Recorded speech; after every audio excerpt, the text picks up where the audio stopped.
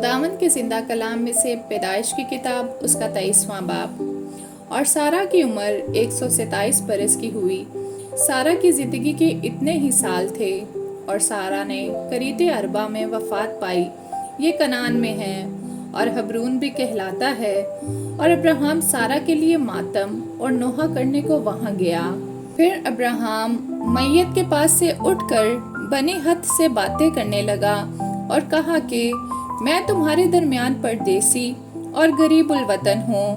تم اپنے ہاں گورستان کے لیے کوئی ملکیت مجھے دو تاکہ میں اپنے مردہ کو آنکھ کے سامنے سے ہٹا کر دفن کر دوں۔ تب بنی ہت نے ابراہیم کو جواب دیا کہ اے خداوند ہماری سن، تو ہمارے درمیان زبردست سردار ہے۔ ہماری قبروں میں جو سب سے اچھی ہو اس میں تو اپنے مردہ کو دفن کر۔ ہم میں ایسا کوئی نہیں جو تجھ سے اپنی قبر کا انکار کرے تاکہ تو اپنے مردہ کو دفن نہ کر سکے۔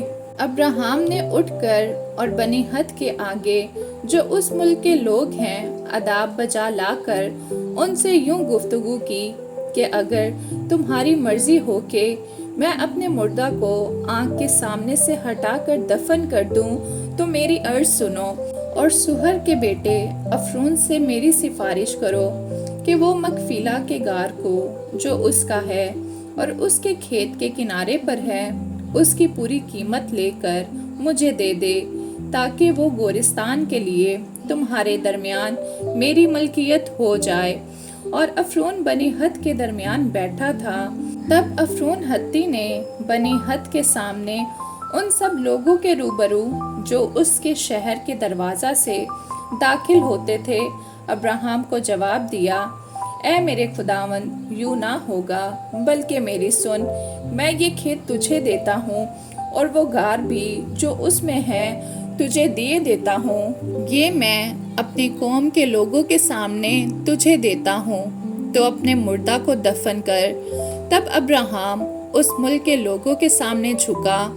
پھر اس نے اس ملک کے لوگوں کے سنتے ہوئے افرون سے کہا کہ اگر تو دینا ہی چاہتا ہے تو میری سن، میں تجھے اس کھیت کا دام دوں گا کہ تو مجھ سے لے لے تو میں اپنے مردہ کو وہاں دفن کر دوں گا۔ افرون نے ابراہیم کو جواب دیا، اے میرے خداوند میری بات سن، یہ زمین چاندی کی 400 مسکال کی ہے، سو میرے اور تیرے درمیان یہ ہے کیا؟